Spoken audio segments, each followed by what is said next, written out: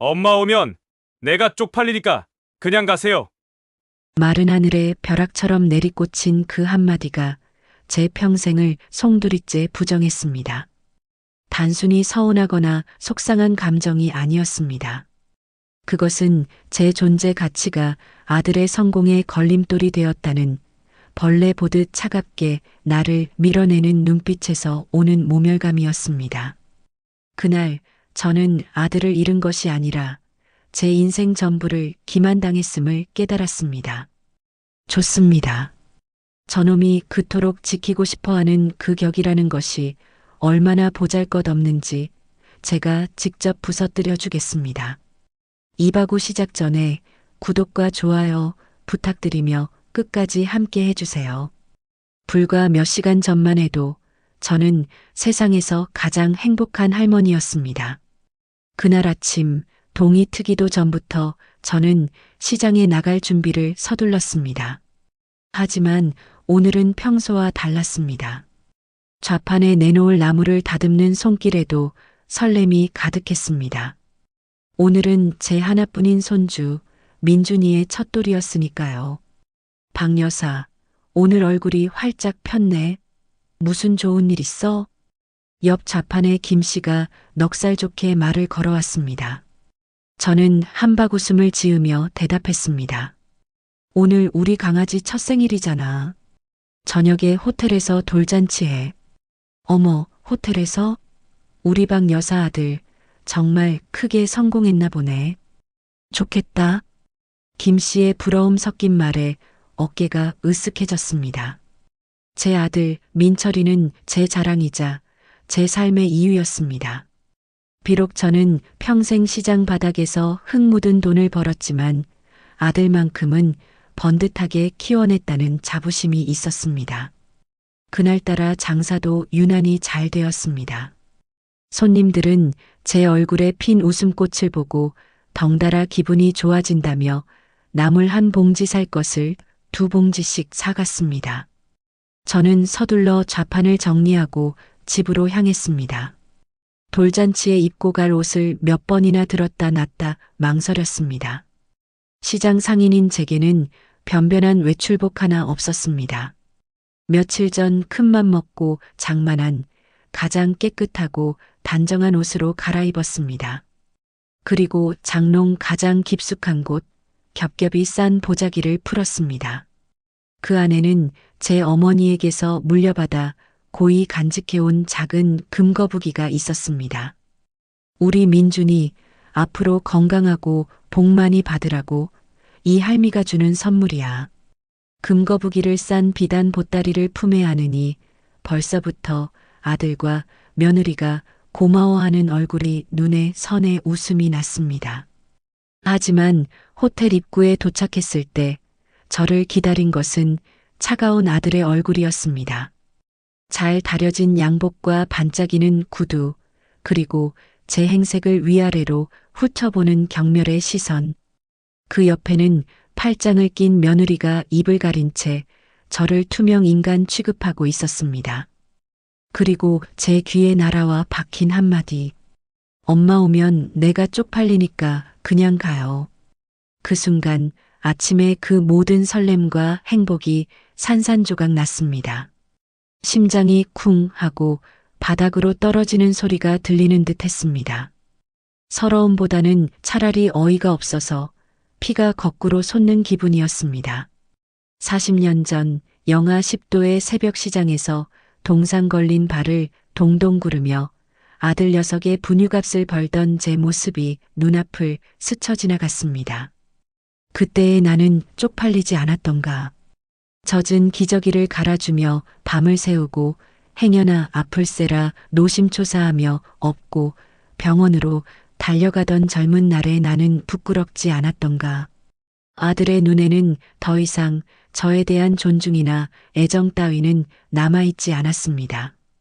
오직 귀찮고 성가신 짐을 대하는 듯한 냉담한 뿐. 며느리는 한술 더 떠 뭐가 그리 재미있는지 입꼬리를 비틀며 작게 속삭였습니다. 저기요 어머님, 여기 물 흐리지 마시고 얼른 가주세요. 오늘 오시는 분들 다 누군지 아시잖아요. 여기 물이라니요. 제가 더러운 오물이라도 된다는 듯한 말투였습니다. 저는 그 순간 깨달았습니다. 저들은 저를 가족으로 여기지 않는다는 것을요. 아들의 성공 가도에 놓인 치워버려야 할 장애물 정도로 생각하고 있다는 것을요. 평생 느껴보지 못한 치욕에 온몸의 피가 차갑게 식는 듯 했습니다. 눈물이 핑 돌았지만 저는 이를 악물고 참았습니다. 이런 자들 앞에서 눈물을 보이는 것조차 사치라는 생각이 들었습니다. 제 눈물은, 제 슬픔은 그들에게 동정의 빌미조차 되지 못할 테니까요. 저는 아무 말 없이 돌아섰습니다. 손에 들린 보따리의 무게가 천근만근처럼 느껴졌습니다. 이걸 주기 위해 얼마나 설레었던가. 하지만 이제 이 물건은 제게 모욕의 증거품일 뿐이었습니다. 호텔을 빠져나와 차가운 아스팔트 위를 걷는 동안 제 머릿속은 수만 가지 생각으로 들끓었습니다. 어쩌다 이렇게 되었을까? 제 아들 민철이는 어릴 적엔 참 착하고 순한 아이였습니다. 시장 한 구석에 낡은 담요를 깔아주면 거기 얌전히 앉아 제가 파는 나무를 가지고 소꿉놀이를 하곤 했습니다. 흙 묻은 제 손으로 건네주는 김밥 한 줄을 세상에서 가장 맛있는 음식인 양 오물거리던 아이였습니다. 엄마, 나 크면 세상에서 제일 큰 집 사줄게. 입버릇처럼 말하던 그 목소리가 아직도 귀에 선합니다.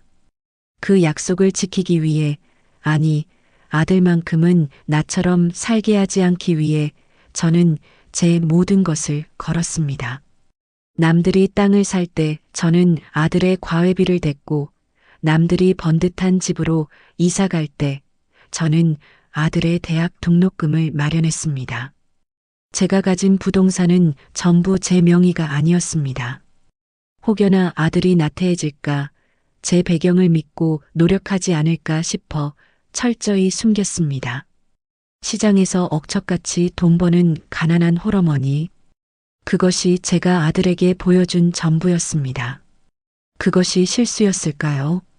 아들은 보란 듯이 명문대를 졸업하고 번듯한 회사에 들어갔습니다.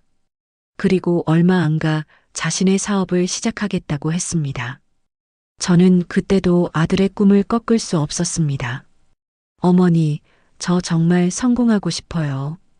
반짝이는 아들의 눈빛 앞에서 저는 또다시 지고 말았습니다. 모아두었던 쌈짓돈을 탈탈 털어주었습니다. 사업이 날개를 달자 아들은 변하기 시작했습니다. 처음에는 주말마다 찾아와 용돈을 건네주더니 어느새 한 달에 한 번, 계절에 한 번으로 뜸해졌습니다. 그리고 지금의 며느리를 데려왔습니다. 명품으로 휘감은 며느리는 제 허름한 집을 둘러보며 노골적으로 인상을 썼습니다. 그 후로는 아들의 전화마저 뜸해졌습니다. 제가 먼저 전화를 걸면 늘 바빠요라는 대답뿐이었습니다.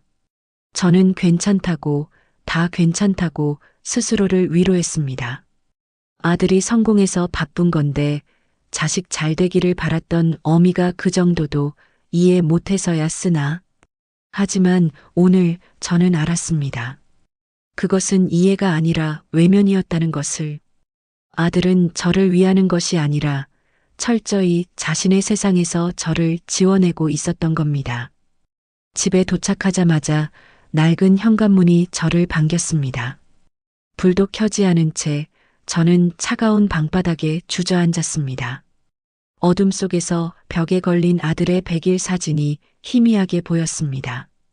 포동포동한 갓난아이가 저를 보며 웃고 있었습니다. 저 아이가 어쩌다 저런 괴물이 되었을까? 내 잘못일까? 내가 너무 모든 것을 바쳤기 때문일까? 후회와 자책이 파도처럼 밀려왔습니다. 하지만 그것도 잠시, 돌잔치장에서 저를 보던 아들의 그 차가운 눈빛이 다시 떠올랐습니다. 모멸감. 그렇습니다. 지금 제 가슴을 채운 것은 슬픔이나 후회가 아니었습니다.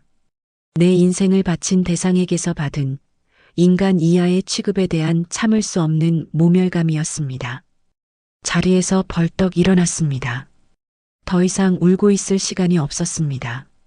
그동안 아들을 위해 봉인해 두었던 제 진짜 모습을 꺼내야 할 때였습니다.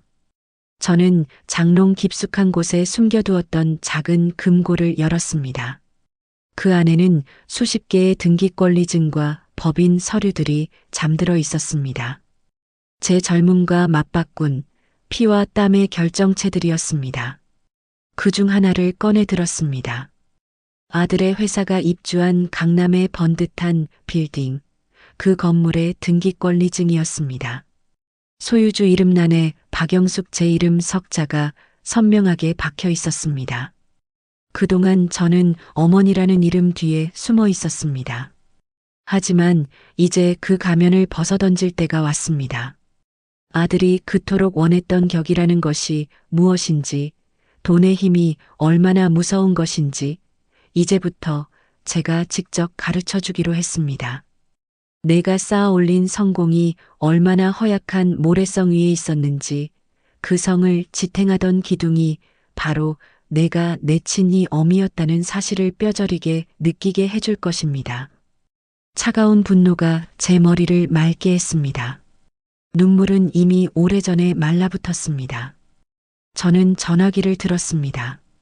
수화기 너머로 익숙한 목소리가 들려왔습니다. 네, 김 변호사입니다. 저예요, 박영숙입니다. 그동안 맡겨두었던 것들, 이제 하나씩 정리해야겠습니다. 시작은 강남 빌딩부터 하지요. 내일 아침 제일 먼저 명도소송 준비부터 해주세요. 상대는 제 아들입니다. 제 목소리는 조금의 떨림도 없었습니다. 오늘 밤 제 가슴 속에서 아들은 죽었습니다. 이제 남은 것은 제 인생을 되찾기 위한 차가운 복수뿐이었습니다. 창밖은 여전히 어두웠지만 제 눈에는 앞으로 가야 할 길이 그 어느 때보다 선명하게 보였습니다. 밤새 한숨도 자지 못했습니다. 하지만 이상하게도 정신은 맑았습니다. 분노와 슬픔이 지나간 자리에 얼음처럼 차가운 결심만이 남았습니다. 동이 트기 시작하는 창밖을 보며 저는 지난 40년의 세월을 가만히 되돌아보았습니다. 아들을 위해 살았던 시간, 나의 모든 것을 바쳤던 시간, 그 시간들이 이제는 잿더미처럼 무의미하게 느껴졌습니다. 후회는 없었습니다. 다만 내 인생을 통째로 배신당한 것에 대한 대가를 치르게 해야 한다는 생각뿐이었습니다. 다음 날 아침 저는 평소와 같이 시장에 나가지 않았습니다.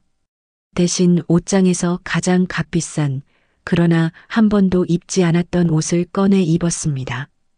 몇 년 전 김 변호사가 제게 선물한 맞춤 정장이었습니다. 회장님도 이제 격에 맞는 옷을 입으셔야 합니다. 라며 건넸을 때 저는 손사래를 치며 장롱에 넣어두기만 했습니다. 시장 상인인 내게 이런 옷은 가당치도 않다며. 하지만 오늘 저는 그 옷을 입었습니다. 박영숙이라는 이름 석자를 되찾기 위한 일종의 전투복이었습니다. 김 변호사의 사무실은 강남이 한눈에 내려다 보이는 초고층 빌딩 꼭대기에 있었습니다. 제가 소유한 여러 빌딩 중 하나였지만 저는 한 번도 이곳에 와본 적이 없었습니다. 김 변호사는 제 모습을 보고 잠시 놀란 듯 했지만 이내 침착하게 저를 안으로 안내했습니다. 회장님, 어쩐 일이십니까? 미리 연락이라도 주시지 그러셨습니까? 저는 그의 맞은편 소파에 앉아 조금의 망설임도 없이 본론을 꺼냈습니다. 아들, 호적에서 팔 겁니다. 김 변호사의 눈이 커졌습니다. 그는 수십 년간 제 자산 관리를 맡아오며 저의 모든 사정을 아는 유일한 사람이었습니다. 제가 얼마나 아들을 애지중지 키웠는지도 제 모든 부를 아들 모르게 숨겨온 이유도 그는 알고 있었습니다. 회장님, 그게 무슨 말씀이십니까? 민철 군에게 무슨 일이라도. 그 아이는 이제 내 아들이 아닙니다. 어제부로 내 가슴에서 도려냈습니다. 제 단호한 목소리에 김 변호사는 더 이상 묻지 않았습니다. 그는 잠시 무거운 침묵을 지키다 법률가로서의 냉철한 목소리로 말했습니다. 회장님, 아시다시피 현행법상 성인이 된 친자식과의 관계를 법적으로 완전히 단절하는 소위 호적 파기는 불가능합니다. 하지만 사실상 그와 같은 효과를 내는 방법들은 있습니다. 유언 공증을 통해 상속권을 완전히 박탈하고 증여했던 모든 재산을 회수하는 법적 절차를 밟는 겁니다. 그렇게 해주세요. 내가 가진 모든 것에서 그 아이의 이름을 지울 겁니다. 단 한 푼도, 먼지 한 톨도 남기지 말고요. 그리고 내가 그 아이에게 베풀었던 모든 호의를 철회할 겁니다.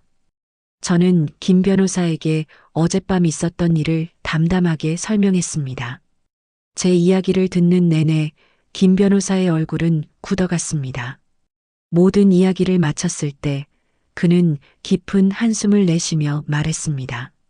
알겠습니다, 회장님. 뜻대로 진행하겠습니다. 우선 민철 군의 회사 MC홀딩스가 입주한 강남 빌딩부터 시작하겠습니다. 내용 증명을 보내 퇴거를 통보하겠습니다. 그리고 회장님께서 익명으로 투자하신 모든 자금에 대한 회수 절차에 착수하겠습니다. 그렇게 하세요. 한치의 오차도 한순간의 자비도 없이 철저하게 진행해 주십시오. 그 시간 제 아들 민철이는 강남의 호화로운 자택에서 늦은 아침을 맞고 있었습니다. 어젯밤 돌잔치는 성공적이었습니다. 유력한 사업 파트너들에게 어린 아들을 선보이며 자신의 성공을 과시했고 모두 그의 젊은 나이와 수완의 칭찬을 아끼지 않았습니다. 어젯밤에 박 의원님이 당신 칭찬을 얼마나 하던지 젊은 사람이 배포가 대단하다면서 아내, 그러니까 제 며느리가 커피를 내오며 제잘거렸습니다. 민철이는 어깨를 으쓱하며 신문을 펼쳐들었습니다. 그 정도는 돼야 이 바닥에서 살아남지. 그런데 어젯밤에 어머니는 어떻게 됐어? 그냥 곱게 돌아가셨나? 그럼요. 내가 누구인데. 여기 물 흐리지 마시고 얼른 가시라고 딱 잘라 말씀드렸지. 알아서 가시더라고. 근데 여보, 어머님 옷차림이 정말 시장에서 바로 오셨는지 생선 비린내가 진동을 하는 것 같더라니까. 우리 민준이 돌잔치에 그런 분이 계셨으면 정말 큰일 날 뻔했어. 며느리의 말에 민철이는 미간을 찌푸렸습니다. 진작에 오지 마시라고 할 걸 그랬어. 사람 구실 못하는 건 알아줘야 한다니까. 앞으로는 경조사에 절대 부르지 마. 창피해서 얼굴을 들 수가 없어. 그들에게 저는 더 이상 어머니가 아니었습니다. 그저 자신들의 화려한 인생에 흠집을 낼 수 있는 창피하고 거추장스러운 존재일 뿐이었습니다. 제 부재를 걱정하거나 궁금해하는 기색은 어디에도 없었습니다. 아마 제가 사라져도 그들은 몇 날 며칠이 지나도록 모를 것입니다. 사무실을 나온 저는 곧장 은행으로 향했습니다. 그리고 수십 년간 거래해온 제 모든 계좌를 해지하고 현금과 자산을 다른 은행의 새로운 계좌로 이전했습니다. 혹시라도 아들이 제 자금 흐름을 추적할 수 있는 아주 작은 단서라도 남기고 싶지 않았습니다. 그리고 제가 살던 낡은 집과 시장의 좌판을 처분하기 위해 부동산에 들렀습니다. 제 과거가 아들과의 연결고리가 담긴 모든 흔적을 지워버릴 작정이었습니다. 집으로 돌아와 짐을 정리하기 시작했습니다. 벽에 걸린 아들의 사진들, 앨범 속의 성장 과정, 아들이 어릴 적 제게 써주었던 삐뚤빼뚤한 편지들, 그것들을 하나씩 쓰레기 봉투에 담으며 제 가슴 한구석이 시큰거리는 것을 느꼈습니다. 하지만 눈물은 나지 않았습니다. 이미 제 눈물샘은 어젯밤에 모두 말라붙어 버렸습니다. 이것은 슬픔이 아니었습니다. 썩은 부위를 도려내는 외과 수술과 같은 차갑고 기계적인 과정일 뿐이었습니다. 마지막으로 아들의 베넷 저고리가 담긴 작은 오동나무 상자를 꺼냈습니다. 그것만은 차마 버릴 수가 없어 한참을 만지작거렸습니다. 하지만 이내 마음을 굳혔습니다. 이것마저 남겨둔다면 저는 영원히 과거에 얽매이게 될 것입니다. 상자를 쓰레기 봉투 가장 깊숙한 곳에 밀어 넣었습니다. 그 순간 제 마음속에서 마지막 남은 미련의 끈이 툭 하고 끊어지는 소리가 났습니다. 모든 것을 정리하고 나니 텅 빈 집에는 저 혼자 덩그러니 남았습니다. 하지만 외롭지 않았습니다. 오히려 홀가분했습니다. 수십 년간 저를 짓누르던 어머니라는 멍에를 벗어던진 기분이었습니다. 저녁이 되었을 때 김 변호사에게서 전화가 왔습니다. 회장님 요청하신 대로 MC홀딩스에 보낼 내용 증명 작성을 마쳤습니다. 그리고 민철 군의 모든 신용카드 및 대출에 대한 회장님의 보증을 철회하는 절차도 시작했습니다. 아마 다음 주부터 민철 군의 자금 흐름에 문제가 생기기 시작할 겁니다. 지금 최종 확인 후 바로 발송할까요? 수화기 너머로 김 변호사의 나직한 목소리가 들려왔습니다. 저는 창밖에 어두워진 도시를 가만히 내려다보았습니다. 수많은 불빛들 속에서 제 아들 역시 아무것도 모른 채 웃고 있을 것입니다. 그 웃음이 언제까지 갈 수 있을지 저는 조용히 지켜볼 것입니다. 저는 나직하지만 단호한 목소리로 대답했습니다. 네. 지금 바로 보내세요. 그로부터 며칠 후 아들 민철이의 회사 MC홀딩스는 그 어느 때보다 활기가 넘쳤습니다. 대표이사실에 앉아 통유리 밖으로 보이는 강남의 전경을 내려다보는 것은 민철이가 가장 좋아하는 일이었습니다. 모든 것을 발 아래 둔 듯한 세상을 정복한 것 같은 기분이 들었기 때문입니다. 마침 중요한 해외 계약을 성사시킨 참이라 그의 기분은 최고조에 달해 있었습니다. 김 비서, 방금 들어온 계약건 관련해서 바로 보도자료 배포 준비해요. 그리고 오늘 저녁 임원들 전부 모아서 파티합시다. 장소는 최고급으로 잡아. 네, 대표님. 알겠습니다. 민철이는 만족스러운 미소를 지으며 의자에 깊숙이 몸을 기댔습니다. 성공이란 이토록 달콤한 것이었습니다. 자신의 능력으로 이 모든 것을 이뤘다는 자부심에 취해 있었습니다. 어머니 생각은 까맣게 잊은 지 오래였습니다. 돌잔치 날 이후로 전화 한 통 없었지만 그는 전혀 개의치 않았습니다. 을에 며칠 토라져 있다가 우리 아들 밥은 먹었니 하며 먼저 연락해 올 것이라 믿어 의심치 않았기 때문입니다. 그때 비서가 조심스럽게 대표이사실 문을 노크했습니다. 대표님, 등기우편이 하나 도착했습니다. 대표님께서 직접 수령하셔야 한다고 해서요. 등기, 어디서 온 건데? 발신인이 법무법인 정도라고 되어 있습니다. 민철이는 미간을 찌푸렸습니다. 법무법인이라니 집히는 구석이 없었습니다. 그는 대수롭지 않게 봉투를 건네받아 뜯었습니다. 그 안에는 내용 증명이라는 붉은 글씨가 선명한 서류 한 장이 들어 있었습니다.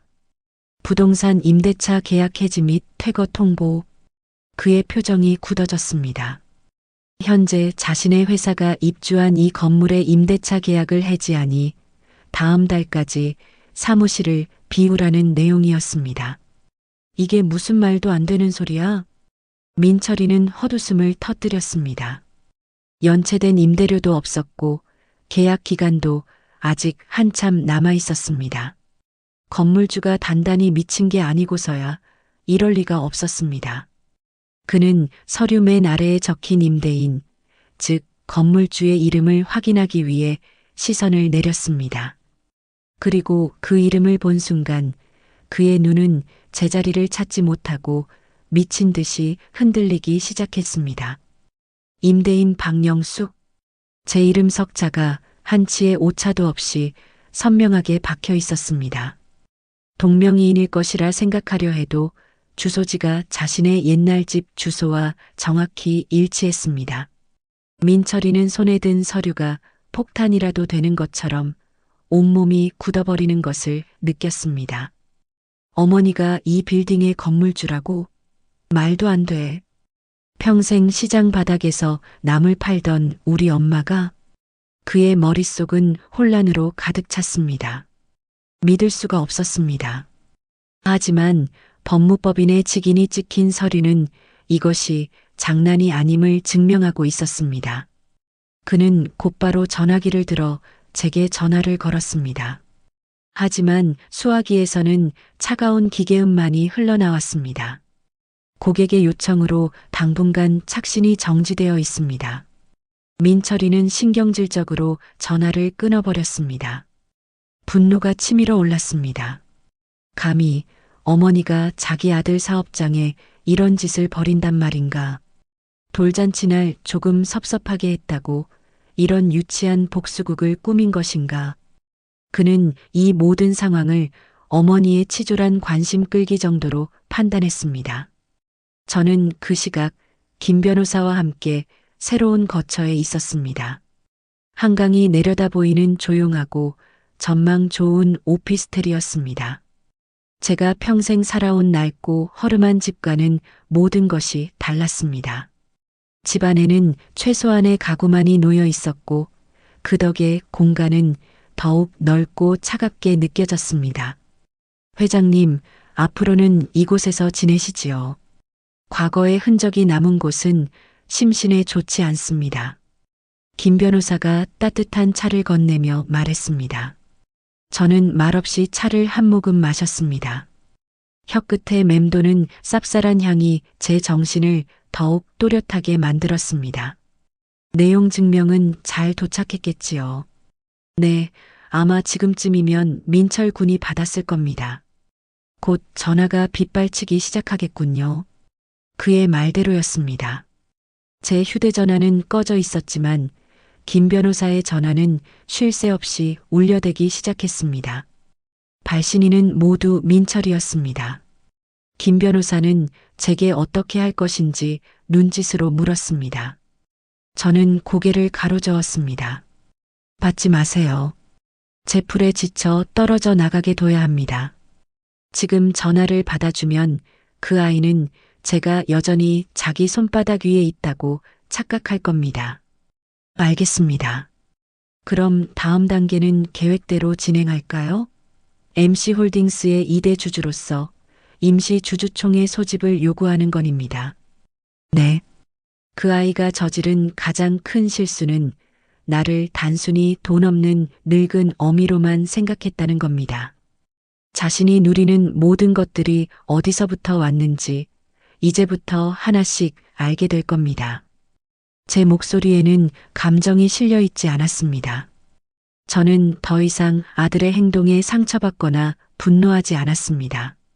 그저 제 계획이 차질 없이 진행되는 것을 지켜보는 냉정한 관찰자가 되었을 뿐입니다.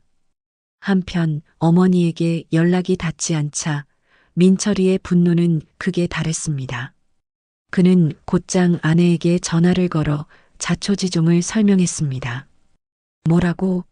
어머님이 이 건물주라고? 그게 말이 돼? 나도 믿기지 않아. 근데 사실이야. 법무법인 통해서 내용 증명까지 보냈어. 당장 방 빼라고. 어머 세상에. 그 양반이 노망이 드셨나? 아니면 어디서 사기라도 당하신 거 아니야? 며느리는 호들갑을 떨며 소리쳤습니다. 그녀 역시 이 상황을 심각하게 받아들이지 않았습니다. 그저 돈 몇 푼 숨겨둔 늙은 시어머니가 벌이는 어설픈 반항 정도로 여겼습니다. 여보, 걱정 마. 어머니가 돈 몇 푼 있다고 유세 떠시는 거잖아. 당신이 가서 싹싹 빌고 용돈이나 두둑이 쥐어드리면 금방 풀리실걸? 아니면 그냥 무시해. 어차피 아들인데 정말 내쫓기라도 하시겠어? 아내의 말에 민철이는 자존심이 상했습니다. 내가 왜 빌어? 잘못한 건 어머니인데. 그는 이 상황을 자신의 힘으로 해결할 수 있다고 굳게 믿었습니다. 됐어. 그런다고 해결될 일이 아니야. 고작 건물 하나 가졌다고 아들 사업을 망치려 들어? 내가 그렇게 만만해 보여? 좋아. 이참에 본사를 더 크고 좋은 곳으로 옮겨버리면 그만이야. 어머니가 얼마나 대단한 부자인지는 모르겠지만 나도 이제 이 바닥에서 무시 못할 사람이라고. 보란 듯이 더 성공해서 어머니가 오늘을 후회하게 만들어주겠어. 그는 비서를 호출했습니다. 김 비서, 지금 당장 강남 일대에서 우리 회사 규모에 맞는 새 사옥 자리를 알아봐. 지금 있는 곳보다 2배는 더 큰 곳으로. 어머니께 보여드려야지. 내가 당신 아들이지만 이제 당신 도움 따위는 필요 없는 사람이라는 걸. 김 비서는 당황한 표정을 지었지만 감히 대표의 말에 토를 달 수는 없었습니다. 민철이는 자신이 아주 현명한 결정을 내렸다고 생각하며 만족스러운 표정을 지었습니다. 그는 아직 몰랐습니다. 자신이 딛고 선 땅이 꺼지기 시작했다는 것을. 자신의 성공 신화가 사실은 어머니라는 거대한 뿌리 위에 서 있었다는 것을. 그리고 그 뿌리가 스스로를 뽑아내기 시작했다는 사실을 말입니다. 그날 밤 저는 새로 옮긴 집에서 처음으로 편안하게 잠이 들었습니다. 창밖으로는 저무는 강남의 화려한 야경이 펼쳐져 있었습니다. 그 불빛의 한가운데서 제 아들은 헛된 오만함에 사로잡혀 있겠지요. 저는 조용히 눈을 감았습니다. 이제 시작일 뿐이었습니다. 진짜 지옥은 아직 문도 열리지 않았으니까요. 아들이 사옥 이전을 위해 분주하게 움직인다는 소식은 김 변호사를 통해 실시간으로 제게 보고되었습니다. 저는 그저 말없이 듣고만 있었습니다. 제 아들 민철이는 아마 생각하고 있겠지요. 건물 하나 뺏는다고 해서 자신이 무너지지 않을 거라고, 더 보란 듯이 성공해서 나를 후회하게 만들 거라고. 어리석은 아이. 자신이 지금껏 얼마나 거대한 온실 속에서 안락하게 자라왔는지 그는 전혀 모르고 있었습니다. 이제 그 온실의 유리를 하나씩 깨뜨려 차가운 현실의 비바람이 어떤 것인지 알려줄 차례였습니다.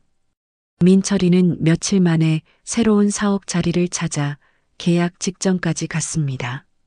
기존 사옥보다 훨씬 크고 화려한 강남의 최신식 빌딩이었습니다. 그는 자신의 수완에 스스로 감탄하며 이사 준비를 서둘렀습니다. 퇴거 통보를 보낸 어머니에게 보란 듯이 성공을 증명하고 싶었습니다. 계약 당일 민철이는 의기양양하게 회의실에 앉아 있었습니다. 하지만 그의 회사 재무팀장의 얼굴은 사색이 되어 있었습니다. 대표님, 큰일 났습니다. 무슨 일이야? 계약금 준비 다 됐다고 했잖아. 그게 갑자기 주거래 은행에서 대출금 일부를 즉시 상환하라는 통보가 왔습니다. 대표님 개인 보증에 문제가 생겼다면서요. 그리고 우리 회사에 가장 큰 금액을 투자한 유니콘 인베스트먼트에서 투자금 전액을 회수하겠다는 연락이 왔습니다. 당장 오늘까지요. 민철이의 얼굴에서 웃음기가 사라졌습니다. 유니콘 인베스트먼트는 그의 회사가 막 시작할 때 아무도 거들떠보지 않을 때 거액을 투자해준 그에게는 은인과도 같은 투자사였습니다. 그 투자금 덕분에 회사를 이만큼 키울 수 있었습니다. 그런데 이제 와서 갑자기 투자금을 회수하겠다니. 말도 안 돼. 이유가 뭐야? 우리가 지금 얼마나 잘 나가고 있는데. 당장 전화 연결해.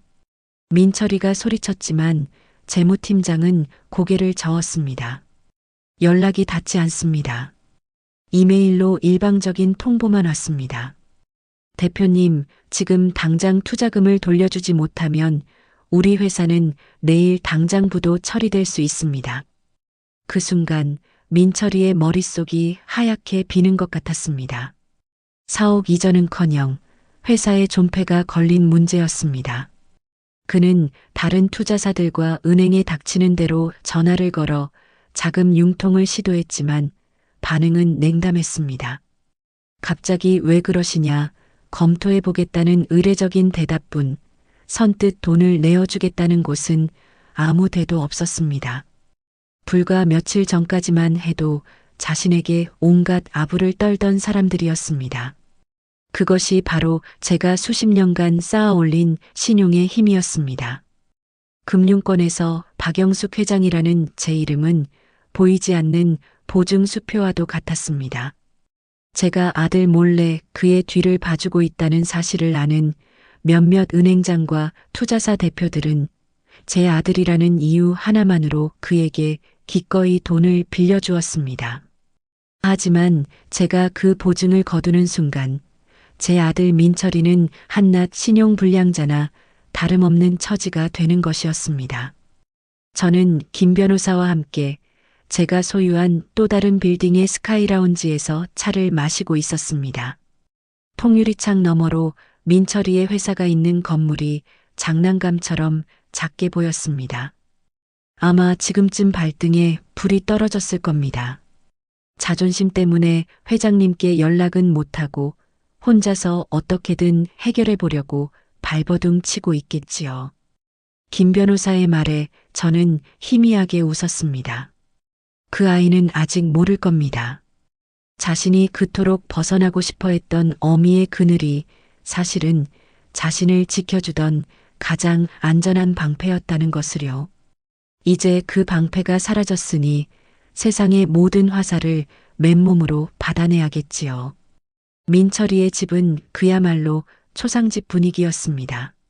아내, 제 며느리는 더 이상 남편의 성공을 찬양하지 않았습니다. 그녀의 얼굴에는 불안과 짜증이 가득했습니다.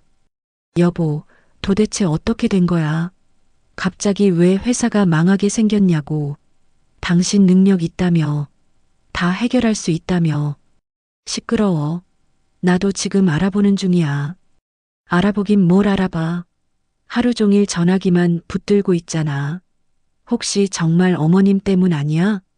당신 돌잔치 날 어머님한테 너무 심했어. 내가 옆에서 봐도 그렇더라. 노인네들 한번 삐치면 무섭다는데 당신이 가서 잘못했다고 빌어. 얼른.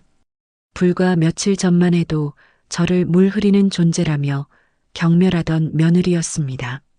하지만 회사가 망해 자신의 화려한 삶이 끝날지도 모른다는 공포 앞에서 그녀의 태도는 180도 바뀌었습니다. 돈 앞에서 인간의 존엄과 체면이 얼마나 쉽게 무너지는지를 보여주는 적나라한 모습이었습니다. 민철이는 자존심 때문에 차마 제게 연락할 수가 없었습니다.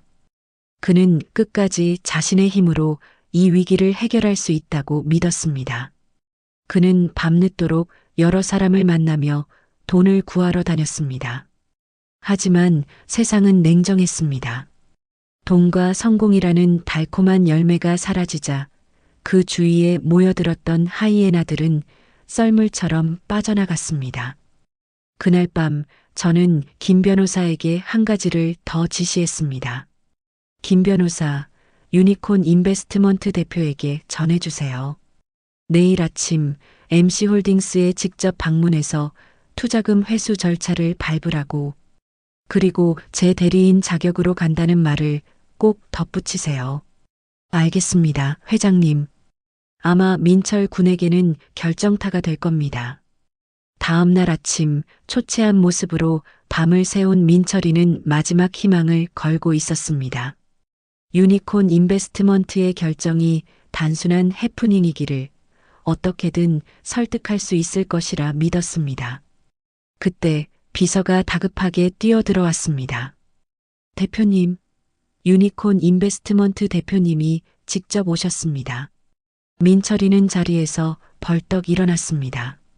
드디어 대화할 기회가 생겼다고 생각했습니다. 그는 황급히 회의실로 달려갔습니다. 그곳에는 중년의 신사가 서류 가방을 든 채 그를 기다리고 있었습니다. 대표님, 이게 도대체 어떻게 된 일입니까? 아무런 예고도 없이 갑자기 투자금을 회수하시겠다니요. 저희가 뭘 잘못했습니까?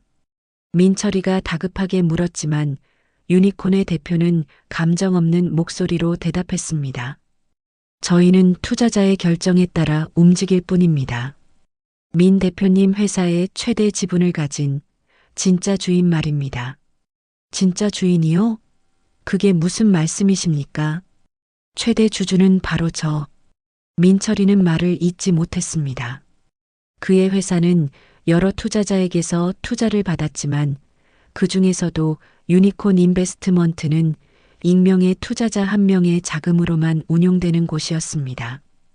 그 익명의 투자자가 바로 회사의 실질적인 주인이었습니다. 유니콘 대표는 가방에서 서류 하나를 꺼내 민철이 앞에 내밀었습니다. 위임장이었습니다.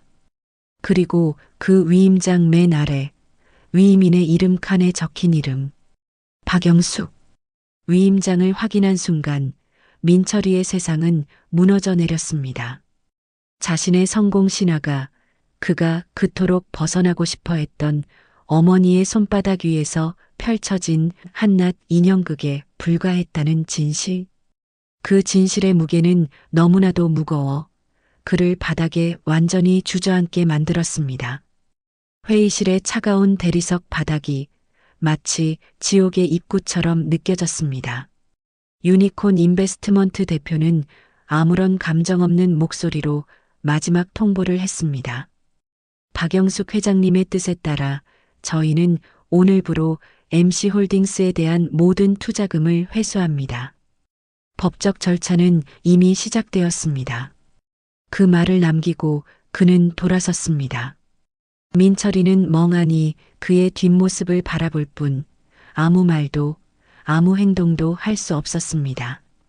회장님, 그 낯선 호칭이 그의 머릿속을 맴돌았습니다.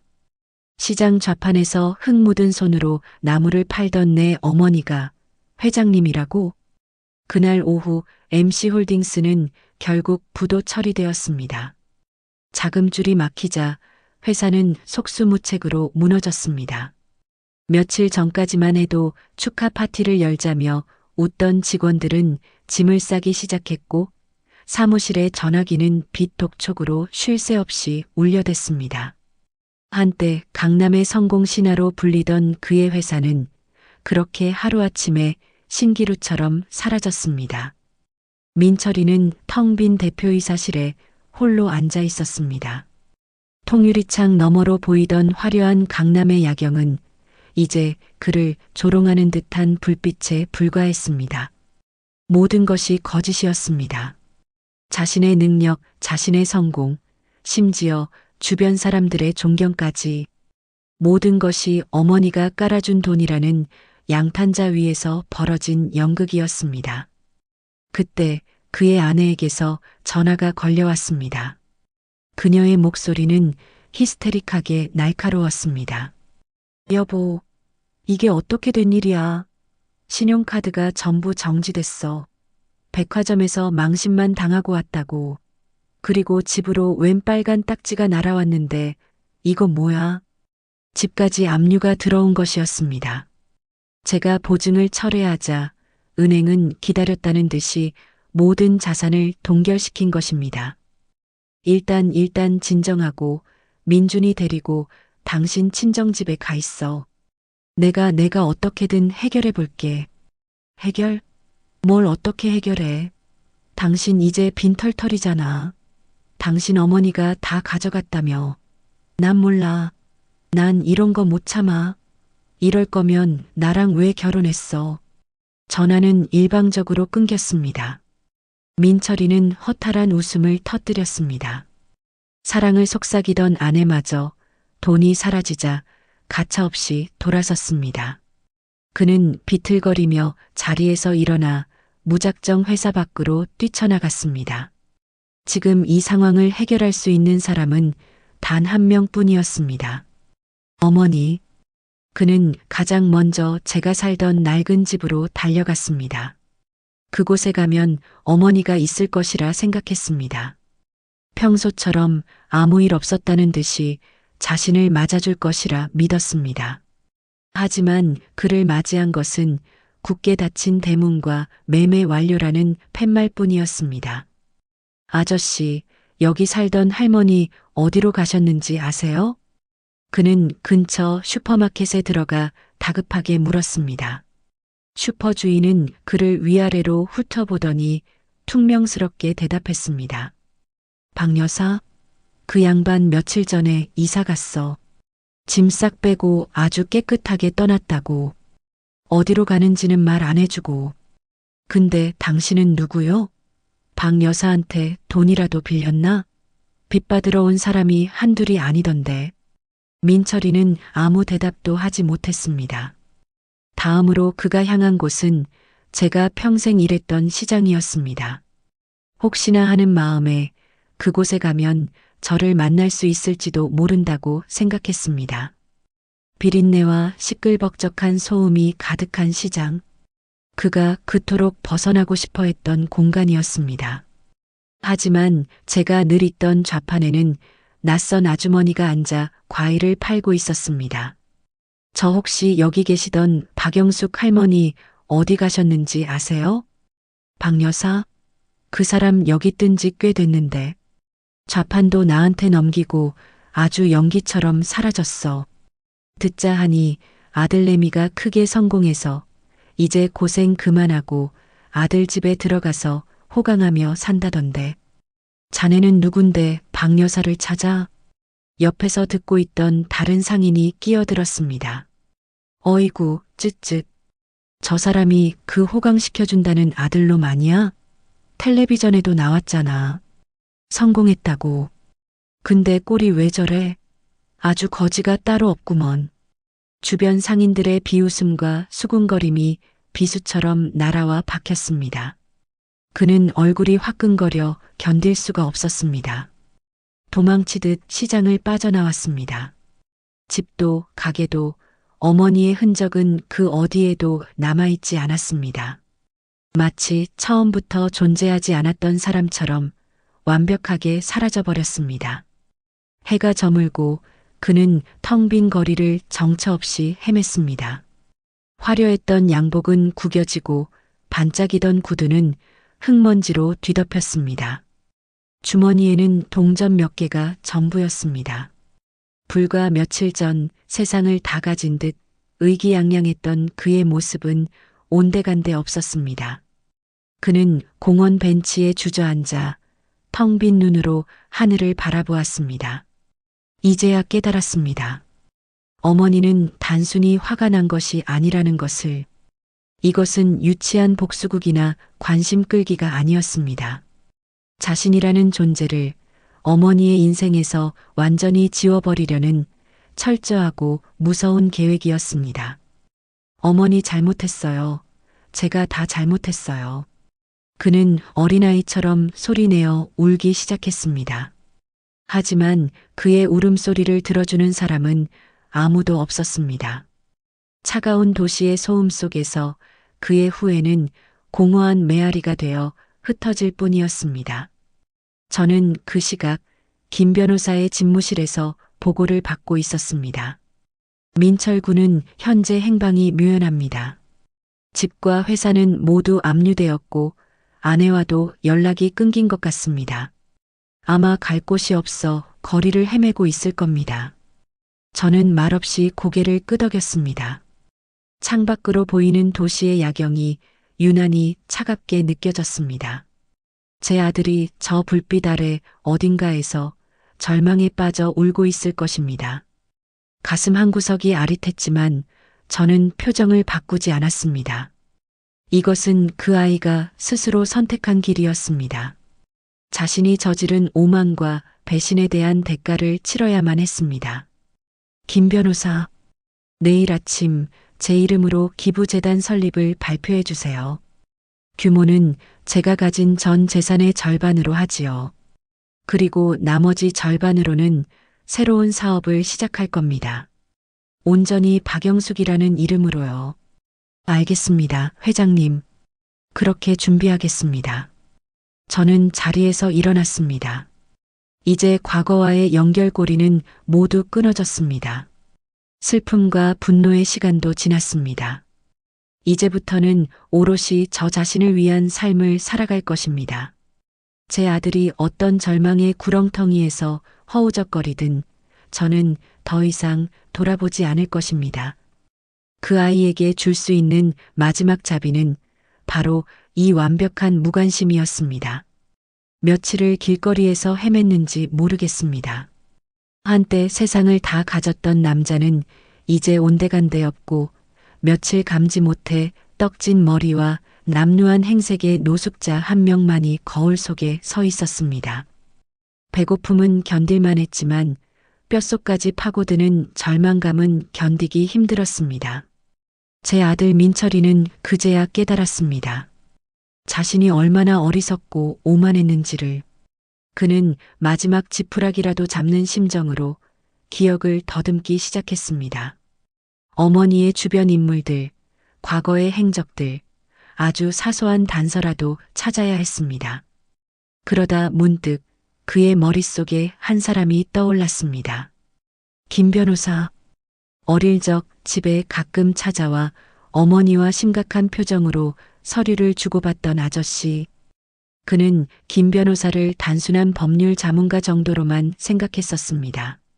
그리고 그의 회사를 무너뜨린 내용 증명을 보낸 법무법인 정도의 대표 변호사. 모든 퍼즐 조각이 하나로 맞춰지는 순간이었습니다. 민철이는 마지막 남은 동전을 털어 공중전화로 향했습니다. 그리고 인터넷에서 찾아낸 법무법인 정도의 번호를 눌렀습니다. 여보세요. 법무법인 정도입니다. 저 김정호 변호사님 좀 뵙고 싶습니다.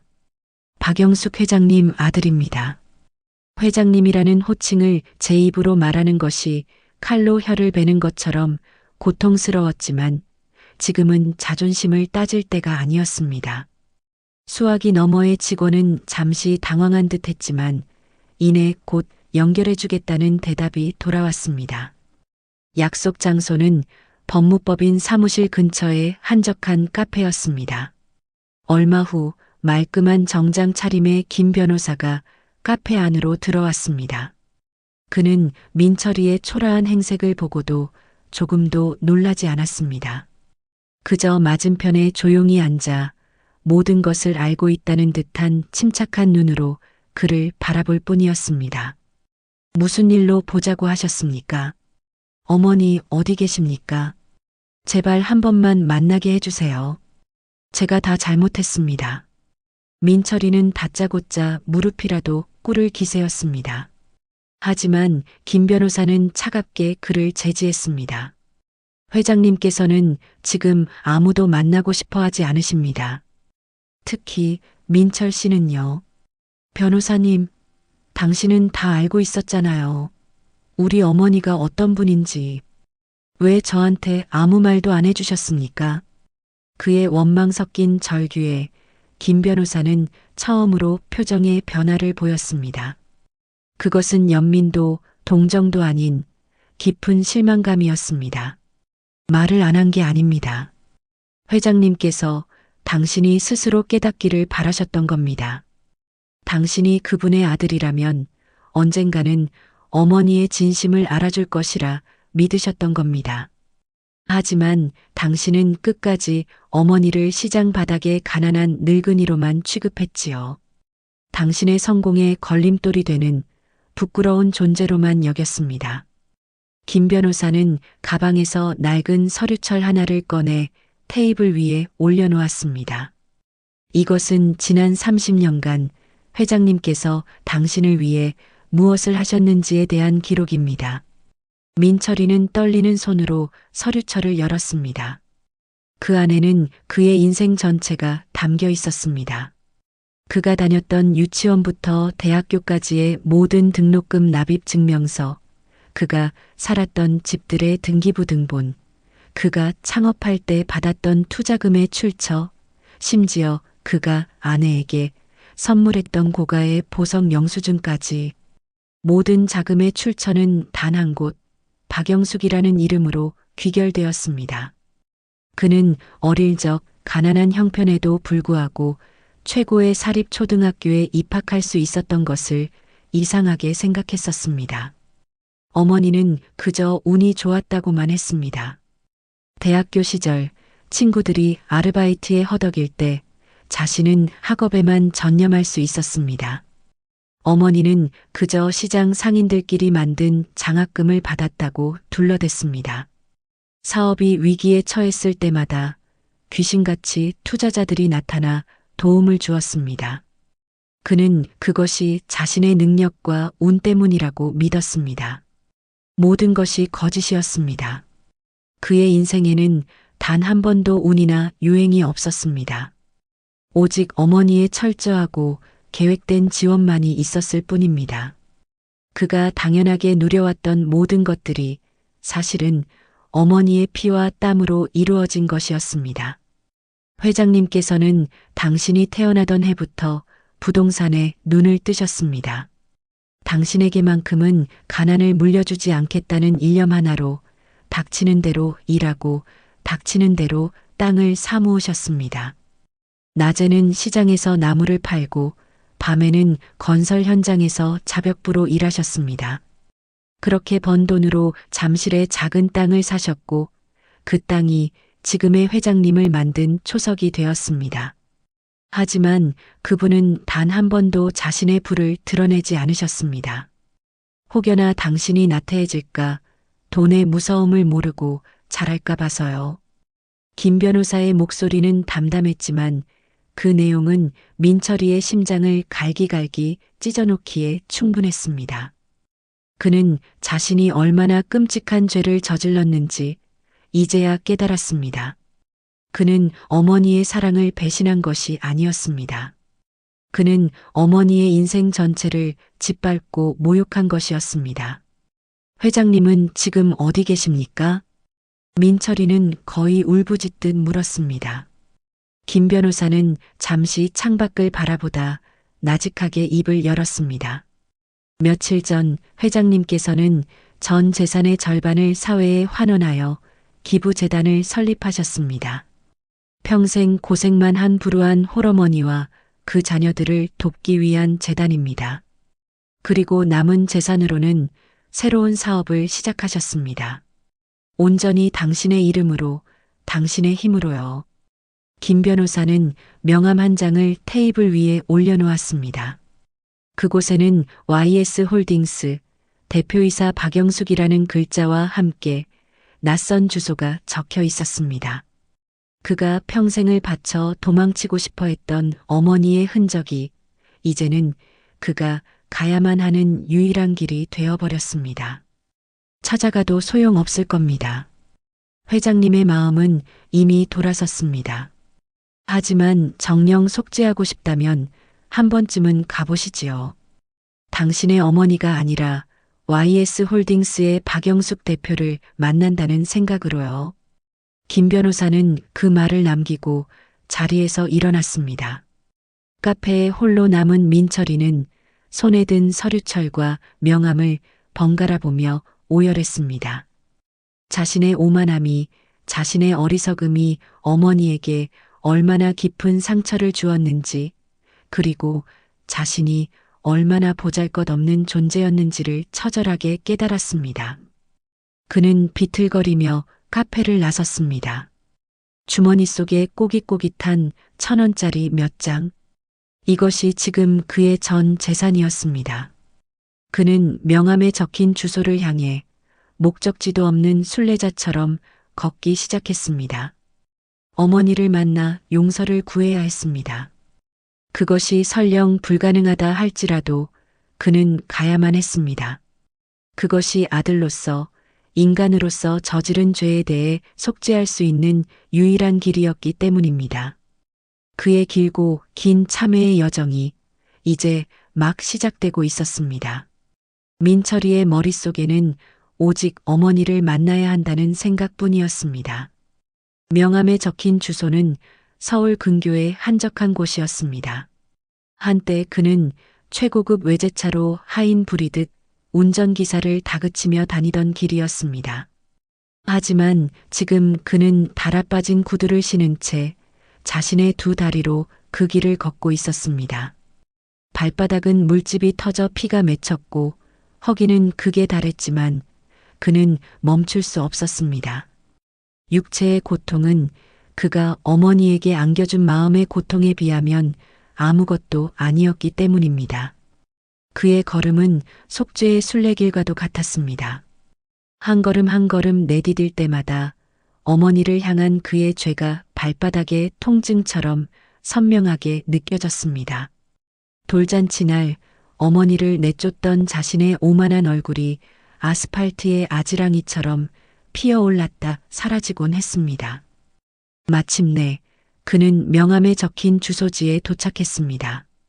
그리고 그의 눈앞에 나타난 것은 상상조차 해본 적 없는 거대한 성체와도 같은 저택이었습니다.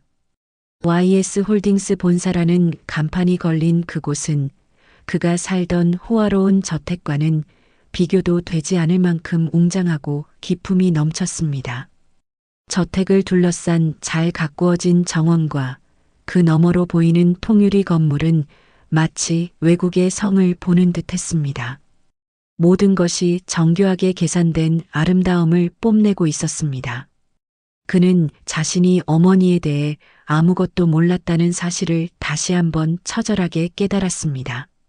민철이는 그 거대한 철문 앞에서 망연자실 서 있었습니다. 그가 어머니에 대해 알고 있던 모든 것이 산산조각 나는 순간이었습니다. 시장 좌판에 초라한 늙은 어머니는 어디에도 없었습니다. 자신의 어머니는 이 거대한 제국의 주인이었습니다. 자신이 평생을 바쳐 이루려 했던 성공의 정점에 이미 어머니가 서 있었습니다. 그는 자신이 얼마나 작은 우물 안에서 왕노릇을 하던 개구리였는지를 깨달았습니다. 그가 멍하니 서 있을 때 뒤에서 요란한 경적 소리와 함께 택시 한 대가 멈춰 섰습니다. 그리고 그 택시에서 내린 사람은 뜻밖에도 그의 아내였습니다. 며칠 사이 그녀 역시 수척해진 모습이었지만 여전히 명품 옷을 걸치고 있었습니다. 그녀는 자신의 몰락을 받아들이지 못하고 마지막 남은 돈까지 털어 겉모습을 치장한 것이 분명했습니다. 그녀는 민철이를 발견하고는 마치 구세주라도 만난 듯 달려왔습니다. 여보, 당신 여기 있었구나. 내가 얼마나 찾았다고. 시어머니께서 여기 계신다는 소문 듣고 나도 한 걸음에 달려왔어. 그녀는 민철이의 팔을 붙들고 저택의 철문을 가리키며 말했습니다. 그녀의 눈은 탐욕으로 번들거렸습니다. 세상에 어머님이 이렇게 대단한 분이셨을 줄이야. 여보, 우리 이제 살았어. 당신이 가서 싹싹 빌면 어머님도 마음 약해지실 거야. 여자들은, 특히 늙은 여자들은 자식 이기는 부모 없거든. 어서 가자, 응? 가서 잘못했다고, 다시는 안 그러겠다고 빌자. 내가 옆에서 눈물 연기 좀 하면 금방 넘어오실 거야. 민철이는 아내의 손을 뿌리쳤습니다. 그녀의 입에서 나오는 말 한마디 한마디가 역겨웠습니다. 진심 어린 후회나 반성은 찾아볼 수 없었습니다. 오직 이 상황을 벗어나 예전의 호화로운 삶으로 돌아가고 싶다는 욕망만이 번들거리고 있었습니다. 당신은 여기 왜 왔어? 왜 오긴? 당연히 어머님께 용서를 빌러왔지. 내가 당신 옆에서 같이 빌어줄게. 내가 싹싹하게 굴면 어머님도 금방 용서해 주실 거야. 내가 며느리잖아. 그리고 우리 민준이 하나뿐인 손주를 봐서라도 우리를 내치시진 못할 거야. 그녀는 마치 모든 것이 잘 해결될 것이라는 듯 천연덕스럽게 말했습니다. 민철이는 그런 아내의 모습에 구역질이 났습니다. 그는 깨달았습니다.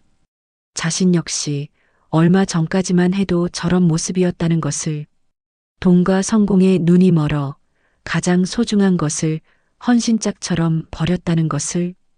그때 저택의 무거운 철문이 소리 없이 열렸습니다. 그리고 그 안에서 김 변호사가 걸어 나왔습니다. 그는 민철이와 그의 아내를 번갈아 보더니 아무런 감정 없는 목소리로 말했습니다. 회장님께서는 두 분을 만나실 생각이 없으십니다. 돌아가 주십시오. 그 말에 며느리가 먼저 무릎을 꿇었습니다. 그녀는 미리 준비라도 한 듯 눈물을 쏟아내며 애원하기 시작했습니다. 변호사님, 제발 저희 한 번만 살려주세요. 어머님께 전해주세요. 제가 다 잘못했어요.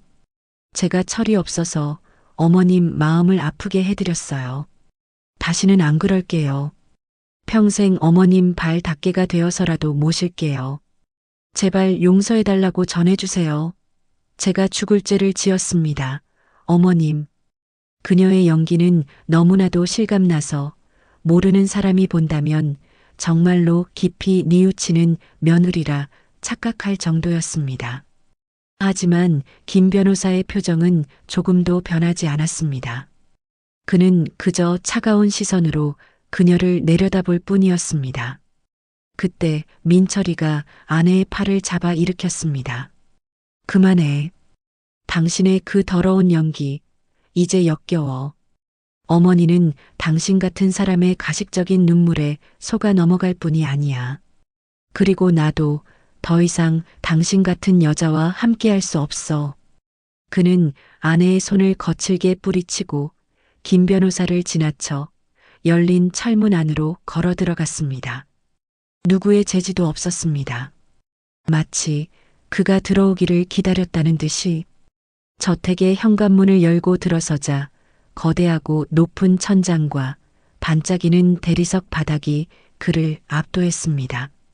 벽에는 그가 알지 못하는 유명 화가들의 그림이 걸려 있었고 모든 가구와 장식품들은 수십 년의 세월이 묻어나는 고고한 품격을 자랑하고 있었습니다.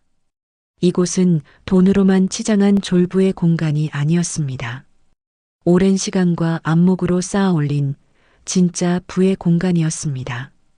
그리고 그 공간의 한가운데 높은 층계를 따라 이어진 2층의 난간에서 한 여인이 그를 내려다보고 있었습니다.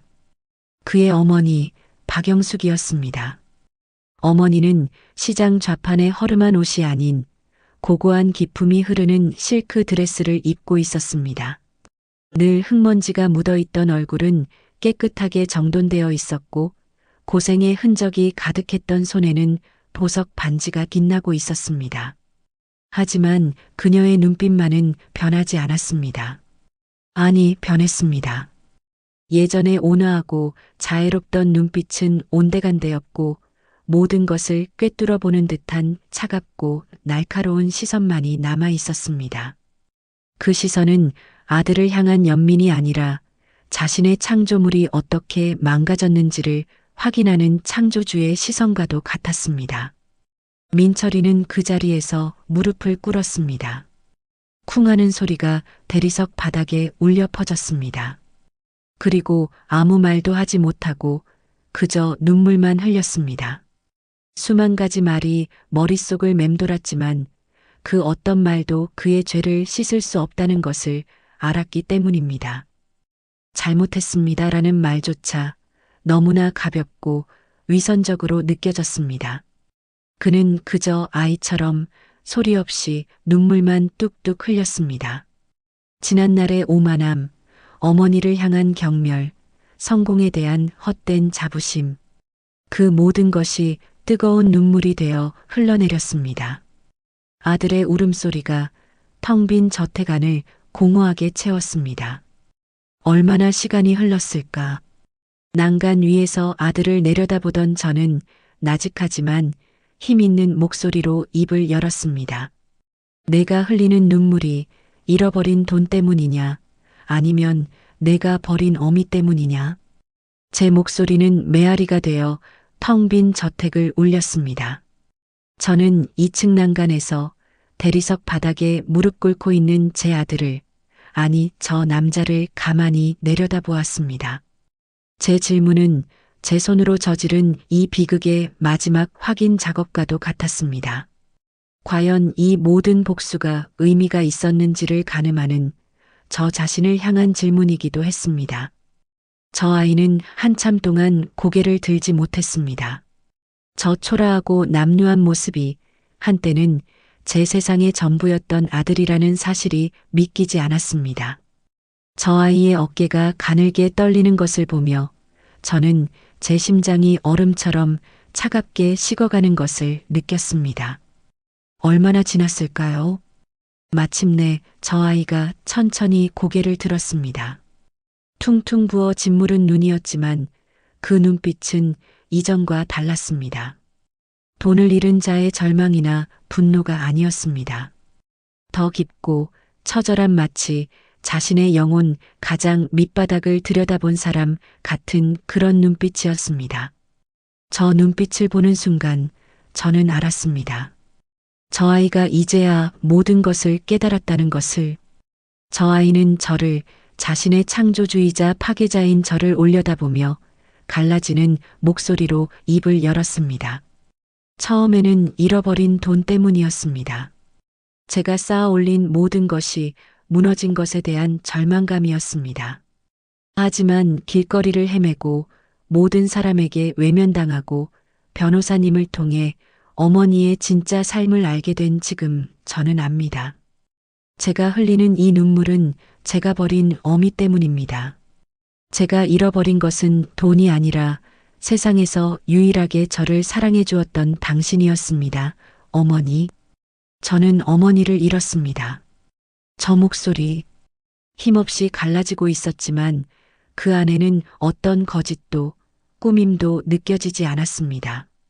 만약 돌잔치 날 저 아이가 이런 목소리, 이런 눈빛으로 제게 단 한마디라도 했다면 이 모든 비극은 시작되지 않았을지도 모릅니다. 하지만 때는 이미 너무 늦어버렸습니다.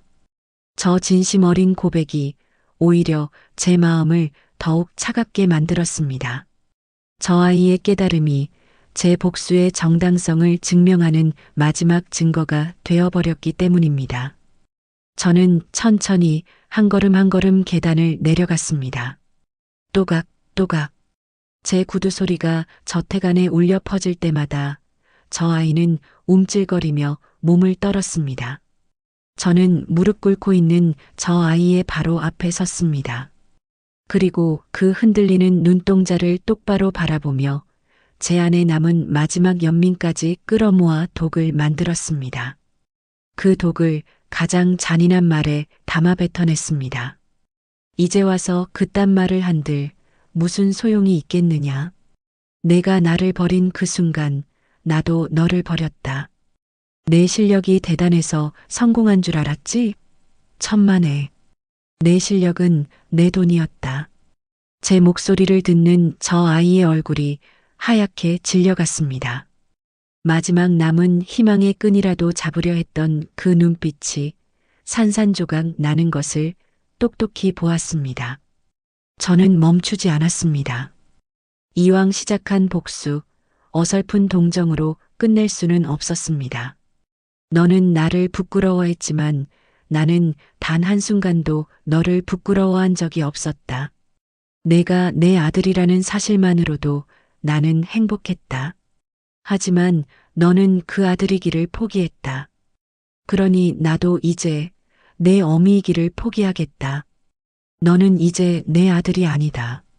내가 지금 느끼는 그 고통, 그 절망, 평생 안고 살아가거라. 그것이 내가 너에게 주는 마지막 유산이다. 말을 마친 저는 미련 없이 돌아섰습니다. 등 뒤에서 저 아이가 절규하는 소리가 들렸습니다. 어머니, 잘못했어요. 제가 정말 잘못했어요. 제발, 제발 한 번만 용서해 주세요. 어머니. 그 처절한 울음소리가 제 심장을 핥히는 듯 했지만 저는 걸음을 멈추지 않았습니다. 지금 제가 무너지면 이 모든 복수는 실패로 돌아갑니다. 저 아이는 다시 예전의 오만한 괴물로 돌아갈 것입니다. 문이 열리고 김 변호사가 경비원들과 함께 들어오는 것이 보였습니다. 그는 제게 말없이 고개를 끄덕였습니다. 이제 모든 것이 끝난다는 신호였습니다. 나가주시지요. 회장님의 뜻입니다. 저는 저 아이가 경비원들에게 힘없이 끌려나가는 모습을 차마 끝까지 보지 못하고 2층에 제 서재로 올라왔습니다. 창밖으로 저택의 거대한 철문이 닫히는 것이 보였습니다. 철문에 매달려 절규하는 저 아이의 모습, 그리고 그런 저 아이를 저주하며 돌아서는 며느리의 모습까지. 저는 그 모든 광경을 감정 없는 눈으로 그저 지켜보았습니다. 모든 것이 끝났습니다. 얼마 후 김 변호사가 서재로 들어왔습니다.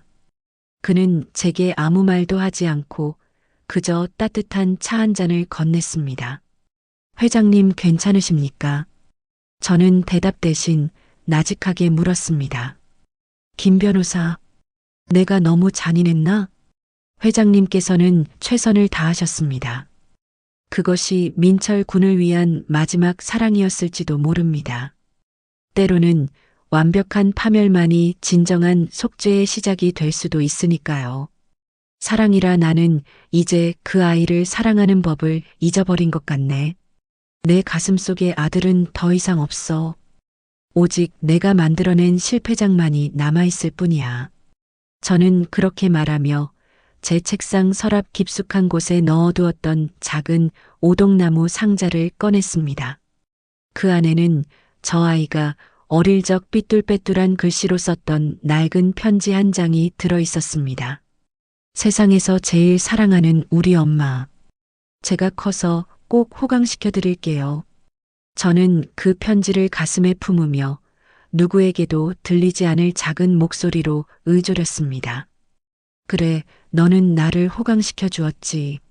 내 아들이 이 세상에서 가장 어리석고 비참한 존재가 되는 꼴을 보게 해주었으니 이보다 더한 호강이 어디 있겠느냐. 내 덕에 나는 이제 평생을 후회와 그리움 속에서 살아가겠구나. 제 눈가에서 마침내 뜨거운 눈물 한 방울이 흘러내렸습니다. 그것은 아들을 향한 연민도 용서도 아니었습니다. 자신의 손으로 아들을 파멸시켜야만 했던 한 어미의 처절한 회한이자 슬픔이었습니다. 복수는 끝났지만 제 가슴에 남은 상처는 영원히 아물지 않을 것입니다. 저는 모든 것을 가졌지만 동시에 모든 것을 잃었습니다. 이것이 제가 선택한 복수의 대가였습니다. 그날 이후 저는 YS 홀딩스의 대표로서 그리고 불우한 이웃을 돕는 재단의 이사장으로서 새로운 삶을 살아가고 있습니다. 세상 사람들은 저를 성공한 여성 사업가이자 존경받는 자선가로 기억합니다. 그들은 제국의 여왕이라 불리는 저의 냉철한 판단력과 흔들림 없는 카리스마를 칭송합니다. 하지만 아무도 모릅니다. 화려한 성공 뒤에 숨겨진 제 마음의 깊은 그늘을. 매일 밤 잠자리에 들 때마다 아들의 마지막 울음소리가 환청처럼 들려오는 것을 가끔, 아주 가끔 저는 창밖을 내다보며 생각합니다. 지금쯤 내 아들은 어디서 무엇을 하고 있을까? 밥은 굶지 않는지, 잠은 제대로 자는지. 하지만 저는 결코 그 아이를 찾지 않을 겁니다. 이것이 제가 그 아이에게 그리고 저 자신에게 내리는 마지막 형벌이니까요. 그날 찢어진 제 마음은 다시는 붙지 않을 것입니다. 남겨진 국화 한 송이처럼 제 마음도 그렇게 시들어가고 있습니다. 여러분이라면 어떻게 하셨을까요? 제 선택이 정말 옳았던 걸까요? 오늘의 이바구는 여기까지입니다. 이 모든 비극은 자식의 용서받을 수 없는 배신에서 시작되었습니다. 어머니의 세상을 무너뜨린 아들에게 주인공 박 여사는 자신의 모든 것을 걸어 그 대가를 치르게 했습니다. 결국 이 이야기는 우리에게 묻고 있습니다. 진정으로 가치 있는 것은 무엇이며 그것을 잃었을 때 우리는 무엇으로 남게 되는지를 부디 여러분의 삶에서는 가장 소중한 것을 가장 아픈 방식으로 확인하는 일이 없기를 진심으로 바랍니다.